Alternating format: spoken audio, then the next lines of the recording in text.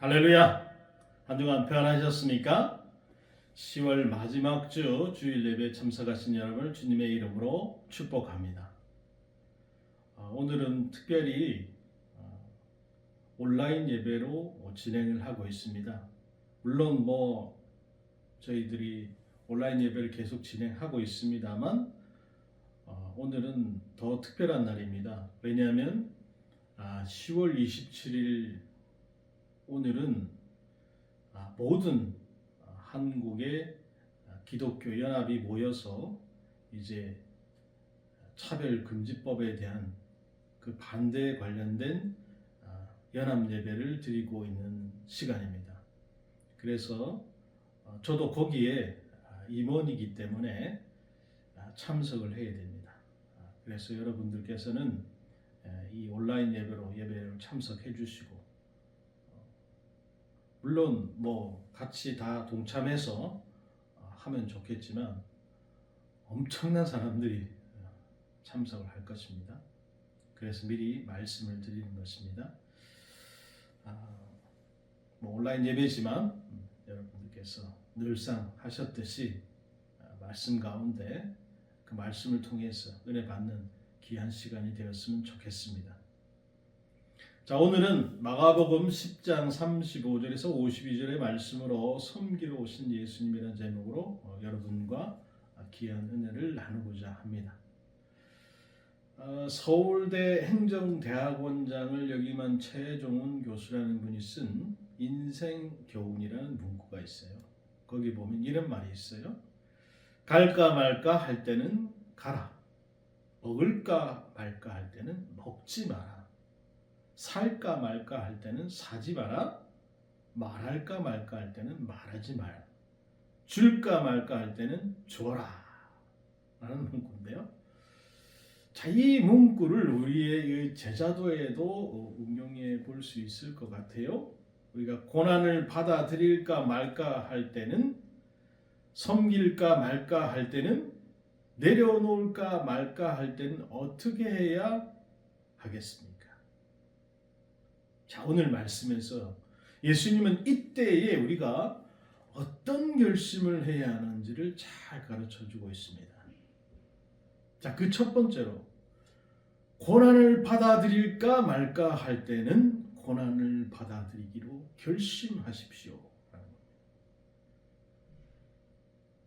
32절에 보니까 예수님과 이제 제자들이 예루살렘을 향해서 올라가고 있는 장면이 나옵니다. 길을 따라서 걷는 그 예수님의 얼굴은 결의에 차 있었어요. 그 눈빛은 마치 앞으로 다가올 일을 이미 알고 있는 듯 했어요. 반면 제자들은 무언가 중대한 일이 다가오고 있다는 것을 느끼며 불안해합니다. 예수님이 갑자기 발걸음을 멈추시죠. 그리고는 12 제자를 따로 불러서 말씀을 하시는 겁니다.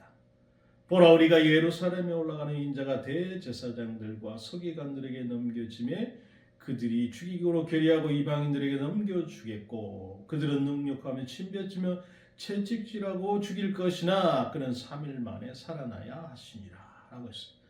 자, 이것은 여러분 예수님의 세 번째 순환 예고입니다. 말씀을 통해서 우리는 예수님이 자신에게 닥칠 그 고난을 막연히 짐작하는 것이 아니라 모든 고통을 구체적으로 그리고 명확하게 알고 계셨다라는 사실을 우리가 알 수 있어요. 예수님은 앞으로 얼마나 수치스럽고 고통스러운 일들이 펼쳐질지 모두 알고 계신다는 겁니다. 흔히 모르면 용감하다 그런 말이 있지 않습니까? 예수님은 몰라서 용감하신 게 아니에요. 모든 것을 알고도 그 길을 앞서 가신 겁니다. 제자들은 예루살렘에 가면 영광의 자리에 앉을 것이다 라는 기대와 확신을 가지고 있죠. 그런 상황에서 예수님의 이 말씀하신 고난과 죽음에 대한 가르침은 그들이 받아들이기에는 매우 힘든 내용이에요. 한참 꿈 많은 청년들인 제자들이니까 충분히 이해할 수 있죠. 그러나 이 길은 반드시 가야 할 길이고 유일한 구원의 길입니다. 다른 선택지가 없어요. 예수님은 제자들도 자신처럼 고난을 피하지 않고 그 길을 걸어가기를 바라셨어요. 그래서 이 중요한 진리를 적어서 3번이나 반복해서 가르치신 겁니다. 우리 역시 인생의 여정에 크고 작은 고난을 만나게 됩니다. 그 순간 우리는 고난을 정면으로 받아들일 것인지 아니면 고난 앞에서 물러설 것인지 선택의 기로에 서게 되지요. 고난 앞에서 우리는 종종 회피하고 싶은 유혹에 빠지게 됩니다. 당장의 어려움을 피함으로써 잠시나마 평안을 누리고 싶기 때문이지요. 하지만 고난을 회피하는 것은 문제를 해결하지 못하고 오히려 그 문제를 더 커지게 만듭니다. 두려움과 불안은 더 커지고요. 마음의 평안은 점점 멀어집니다. 이스라엘 백성들이 광야에서 두려움에 사로잡혀서 약속의 땅에 들어가기를 주저했을 때 그들이 40년간 그 광야에서 방황할 수밖에 없었어요. 마찬가지로 우리가 고난을 피하려고 한다면 우리 인생도 광야에서 헤매는 삶이 될 것입니다. 진정한 자유와 평안을 누릴 수 없게 된다는 거죠. 반대로 고난을 기꺼이 받아들이는 자에게는 새로운 길이 열리는 것입니다. 고난을 직면하고 그것을 이겨내려는 과정에서 우리는 더 강인한 내면을 갖추게 되는 것이죠. 그 과정에서 지혜와 인내가 자라게 되고 우리의 인격은 더 성숙해지는 것입니다. 삶에 대한 새로운 관점을 얻게 되고요. 자신에 대한 깊은 이해도 갖게 되죠. 그래서 사도 바울이 이렇게 말씀했어요. 우리가 환난 중에서도 즐거워하는 이는 환난은 인내를, 인내는 연단을, 연단은 소망을 이루는 줄 알미라 라고 고백했던 것이죠. 그러므로 여러분 고난을 두려워하지 맙시다. 고난을 피해 달아나기보다는 하나님께서 주신 기회로 여기고 믿음으로 받아들여야 하는 것이죠. 그래야 할 때 우리가 더욱더 강해지고 풍성해지고 그 고난을 통해서 오히려 하나님께 영광 돌릴 수 있는 것입니다. 오늘 이 예배에 참석하고 있는 모든 분들은 아마 다 각자 조금씩 그 고난 가운데서 하나님께서 우리에게 어떻게 하셨는지 그 고난을 내가 받아들이기로 작정했을 때 하나님께서 우리에게 어떤 은혜를 주셨는지 알고 있을 것입니다. 우리가 앞장서서 그 고난을 통한 승리와 영광의 길을 보여주신 그 예수님을 바라보면서 그분의 뒤를 따른다면 우리는 복된 삶을 살 수 있게 될 것입니다. 자, 두 번째는 섬기는 종이 되기로 결심하라는 거예요. 예수님께서 3번에 걸쳐서 자신의 고난을 예고하셨을 때 제자들의 반응은 각기 달랐어요. 그 첫 번째는 거부했습니다. 두 번째는요, 침묵했어요. 그럼 마지막 3번째 반응은 무엇인가? 35절 우리가 오늘 읽었습니다. 세베대 아들 야고보와 요한이 주께 나와 여쭤 선생님이여 무엇이든지 우리가 구하는 바를 우리에게 하여 주시기를 원하옵나이다 그랬어요. 야고보와 요한은 예수님께 나아가서 예루살렘에서 영광을 받으실 때 자신들을 주님의 좌우편에 앉게 해달라 이렇게 간청을 했습니다. 그들은 예수님의 고난에 동참하는 데는 아무 관심이 없습니다. 오로지 예수님께서 그 영광을 받으실 때 함께 영광을 누리는 데만 관심이 있어요. 그러니까 예수님께서 예루살렘에 가면 뭔가 이 지금 판을 완전히 뒤집어 엎고 정치적으로 이 사회의 영향력을 과시하고 그리고 왕의 자리에도 올라가지 않을까 뭐 이런 생각을 하고 있었던 것 같아요. 그러면 우리도 그 옆에서 한 자리 차지할 수 있지 않을까? 여러분 이 비슷한 내용이 마태복음 20장에도 나옵니다. 거기에는 무슨 내용이 나오죠? 야고보와 요한의 어머니가 예수님을 찾아와요. 그리고는 절까지 하면서 자리를 부탁하는 장면이 나오죠. 야고보와 요한의 어머니는 예수님의 어머니 마리아와 친척 관계이고요. 이를 이용해서 높은 자리를 청탁한 겁니다. 그때나 지금이나 누군가 높은 자리에 있으면 이거 뭐 청탁은 관리들이 제일 하지 말아야 하는 게 청탁입니다. 그러니까 그들이 엄마 찬스까지 동원해서 청탁한 이유가 여러분 무엇입니까? 더 늦기 전에 베드로를 제치고 그 자리를 차지하고 싶었기 때문이죠. 들어야 할 말씀을 전혀 안 듣고 먼저 된 자는 나중되고 나중된 자로 먼저 된다. 이 말씀을 아주 이상하게 적용하는 겁니다. 세상의 이치도 그렇습니다, 여러분. 우리가 성경의 말씀을 먼저 된 자로 나중되고 나중된 자로 먼저 된다는 이 말씀을 이상하게 갖다 붙이는 사람들이 있어요. 여러분, 이 얘기는 그런 얘기가 아니잖아요. 또 다른 제자들도 크게 다르지 않았어요. 41절에 보면 10제자가 이 말을 듣고 야고보와 요한에 대해서 화를 내죠. 그들 모두 예수님을 통해서 얻게 될 영광의 자리를 탐하고 있었던 겁니다. 그 순수하다는 제자 나다나엘도 다르지 않았다는 거죠. 이처럼 인간의 마음속에 자리 잡고 있는 명예와 권력을 향한 욕망은 실로 강렬합니다.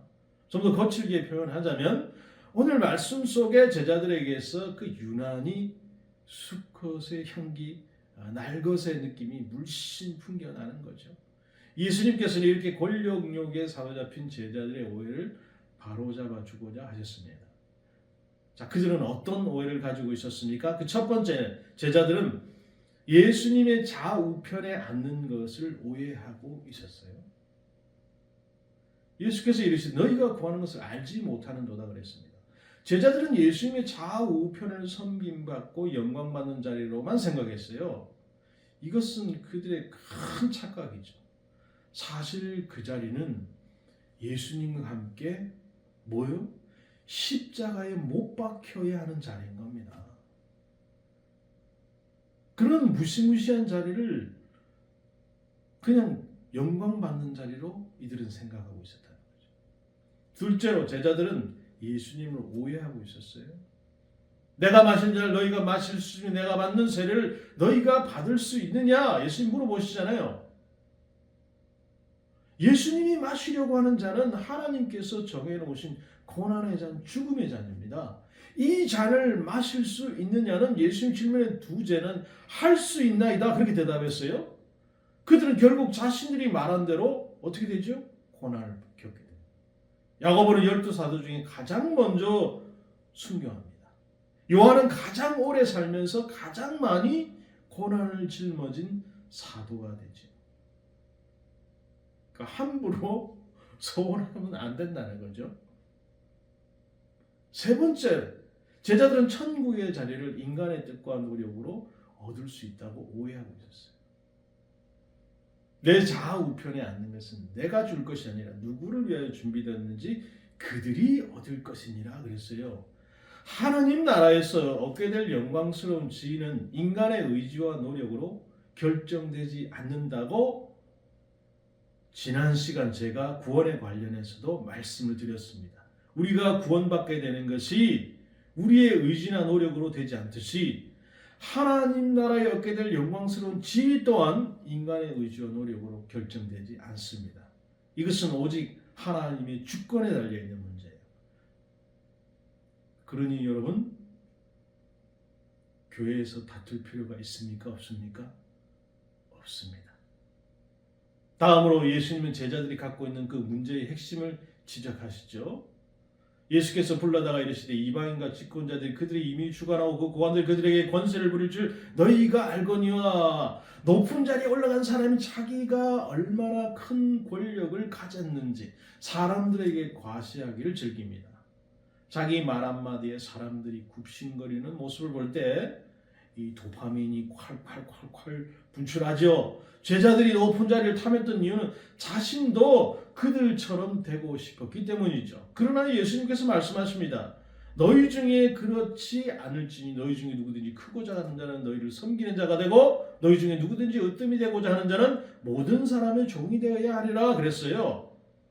예수님은 제자들의 공동체는 세상과 달라야 한다고 말씀하시는 겁니다. 어떻게 달라야 합니까? 참으로 큰 자가 되고자 한다면 낮아져서 섬기는 자가 되어야 한다는 것이죠. 모든 사람의 종이 돼서 다른 사람을 돌보고 도와주고 그들의 필요를 채워주는 자가 되라라는 것입니다.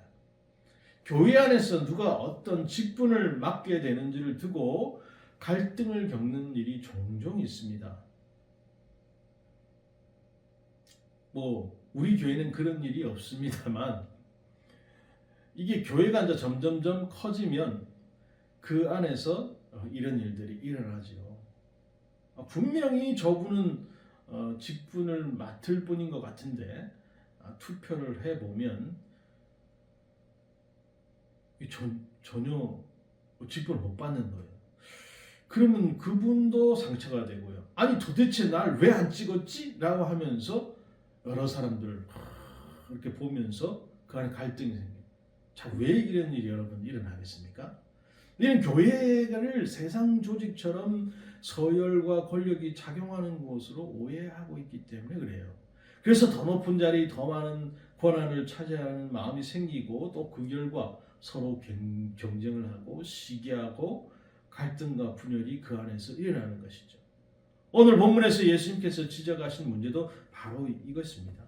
그러나 예수님께서 우리에게 가르쳐 주신 교회의 원리는 세상의 서열과 권력의 원리와는 전혀 다르다는 것입니다. 예수님께서는 너희 중에 누구든지 크고자 하는 자는 너희를 섬기는 자가 되어야 하고 으뜸이 되고자 하는 자는 모든 사람의 종이 되어야 한다. 이렇게 말씀하셨어요. 여기서 섬기는 자, 그러니까 식탁에서 시중을 드는 사람을 종, 그러니까 종은 고대사에서 노예를 가리키죠. 누구나 주인이 되기를 원하지 종이 되기를 원하는 사람은 없습니다. 그러나 교회에서 높은 직분을 맡을수록 신앙의 연륜이 쌓이면 쌓일수록 더욱 섬기는 자, 종이 되어야 한다는 것이죠. 이것이 바로 하나님의 관점에서 크고 으뜸인 사람인 것입니다. 왜 그렇습니까? 섬김은 성숙함의 표지이기 때문이죠.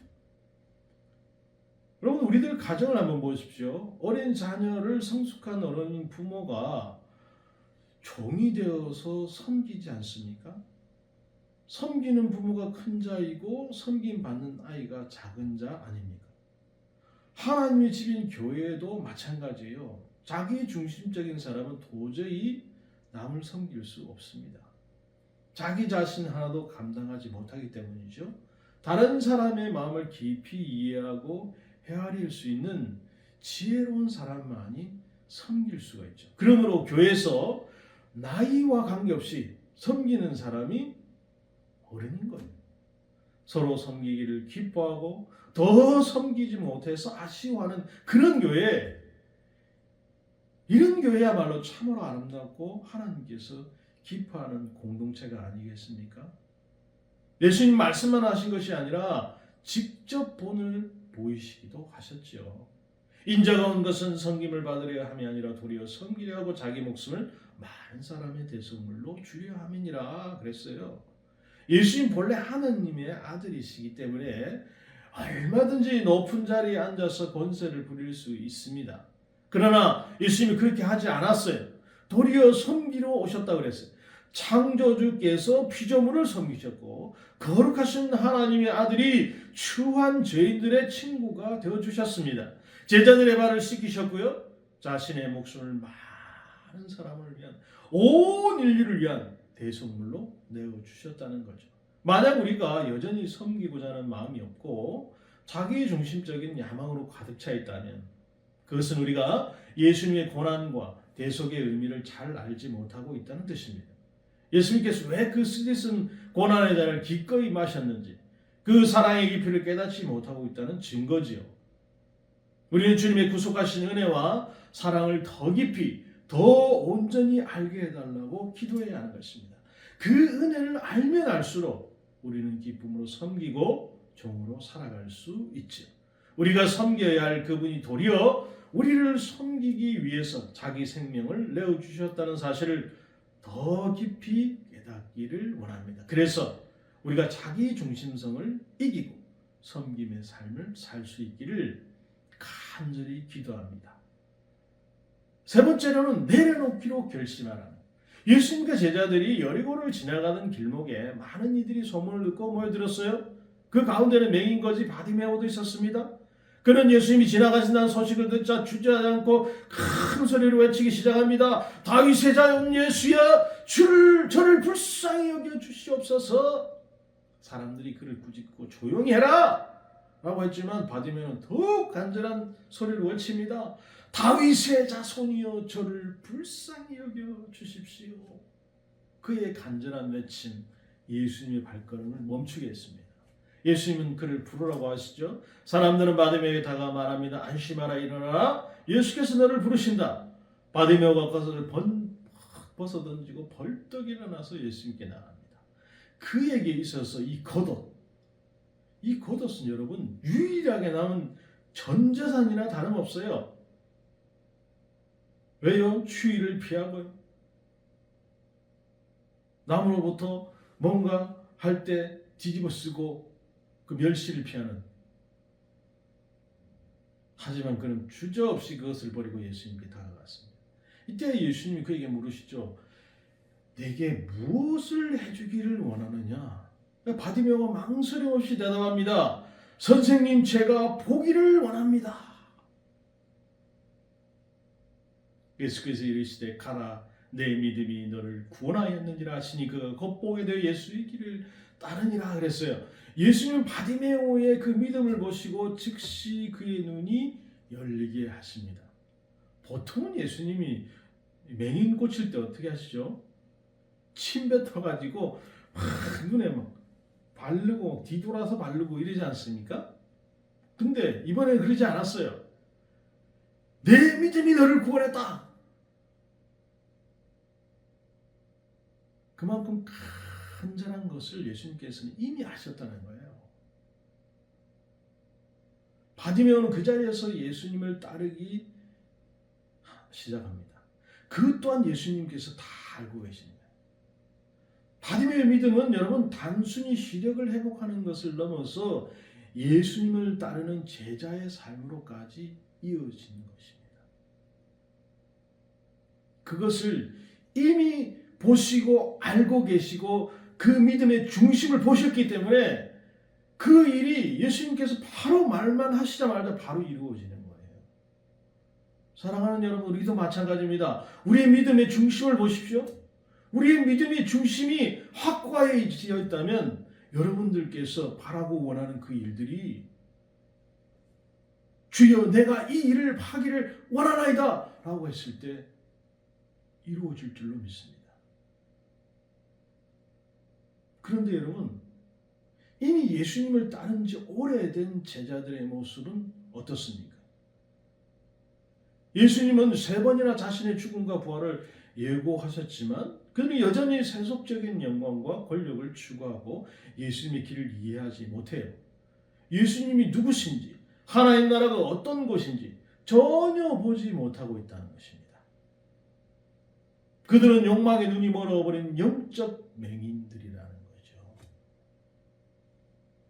그러니까 여러분, 이 본문이 단순히 그냥 이 자리에 들어와 있는 게 아닙니다.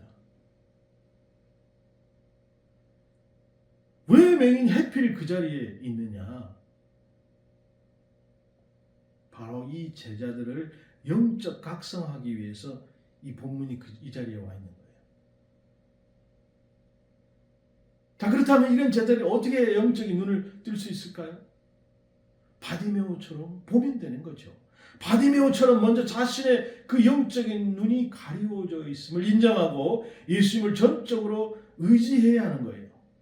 예수님께서 불쌍히 여겨 주소서 하면서 은혜를 간절히 구할 때 예수님은 제자들의 영적인 눈을 뜨게 해주시고 또 어둠에서 빛으로 나아가게 해주실 것입니다.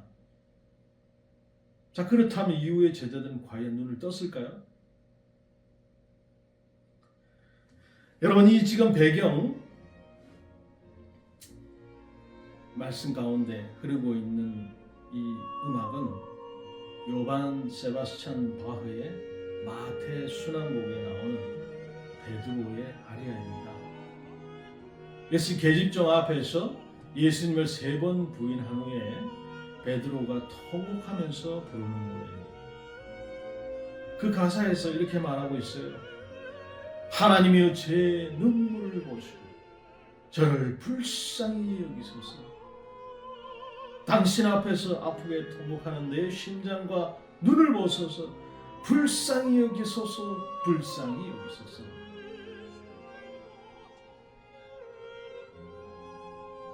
제자들의 기도가 이 바디메오의 기도와 같아진다면 그들은 비로소 눈을 뜰 수 있게 되는 것이죠.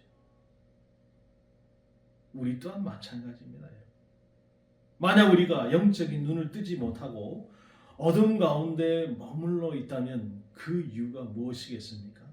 그것은 바로 예수님의 너무 많은 것을 붙들고 있기 때문이 아니겠습니까? 우리의 마음과 생각이 세상의 염려, 재물에 대한 집착, 성공에 대한 갈망으로 가득 차 있기 때문이 아니겠습니까? 그러한 것들이 우리를 사로잡고 있기 때문에 우리는 예수님의 빛을 제대로 바라볼 수 없고요. 그분의 진리를 온전히 이해하지 못하게 된다는 것입니다. 그렇다면 어떻게 해야 하겠습니까? 먼저 우리는 용기를 내서 예수님보다 더 의지하고 있는 것들을 내려놓기로 결심해야 된다. 그것이 재물이 될 수도 있고요. 명예가 될 수도 있고요. 나 자신의 계획과 자존심일 수도 있습니다. 이 모든 것을 내려놓고 예수님께 나아갈 때 다만 나를 주여 불쌍히 여겨 주옵소서라고 기도할 때 우리는 그분의 은혜로 우리의 영적인 눈이 열리는 경험을 하게 될 것입니다. 주님께서 우리의 눈을 열어주셔서 우리가 고난의 가치, 섬김의 가치, 내려놓음의 가치를 볼 수 있게 되기를 간절히 기도합니다. 예수님은 우리가 진정한 제자의 삶을 살기를 바라시죠. 그것은 고난을 두려워하지 않고 섬김의 자리에서 기쁨을 찾고 또 우리 안에 있는 그 세속적인 욕망을 내려놓고 오직 예수님만을 의지하는 삶을 살아가기를 원하십니다. 이제 우리가 고난을 외면하지 않고 믿음으로 맞서고 섬기는 삶을 통해서 주님의 뜻을 이루고 우리를 사로잡고 있는 것들을 내려놓고 주님께로 나아가기를 결심할 때인 것입니다. 오늘 다시 한번 말씀드립니다. 10월 27일 기독교는 지금 위기 가운데 있습니다. 우리가 그렇게 하지 않아도 위기 가운데 있어요. 여러분, 동성혼이 만약에 이것이 우리나라에서 합헌이 되고 인정이 되고 차별금지법이 통과가 된다고 한다면 앞으로 우리는 전도할 수 없습니다. 왜요? 예수 믿으시오라고 강요할 수 없기 때문이죠. 기독교가 전도할 수 없으면 어떻게 됩니까? 문 닫아야죠.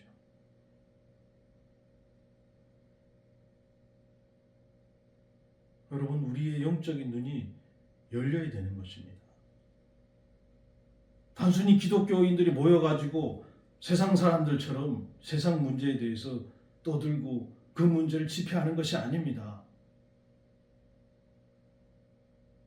하나님의 나라, 하나님의 근본인 그 인간 문제를 놓고 우리가 심도 있게 기도하는 것입니다. 하나님이 정해준 법을 어기려고 하는 자들에 맞서는 것입니다.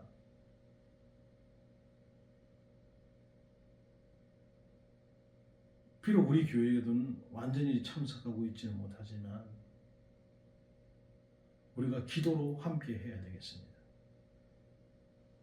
주여 반드시 이 문제를 해결하여 주옵소서. 여러분 꼭 동참해 주시고 이 시간 기도 가운데 여러분들께서 함께하여 주시기를 원합니다. 자, 오늘 말씀을 통해서 우리는 이 주님의 사랑과 은혜 안에서 우리의 영적인 눈이 열리기를 원합니다. 그리고는 그분을 온전히 따르는 그 주님의 제자도의 삶을 살아갈 수 있기를 기도합니다. 그래서 여러분들 삶 가운데 하나님의 은혜가 오늘도 충만히 이루어지기를 주님의 이름으로 축복합니다.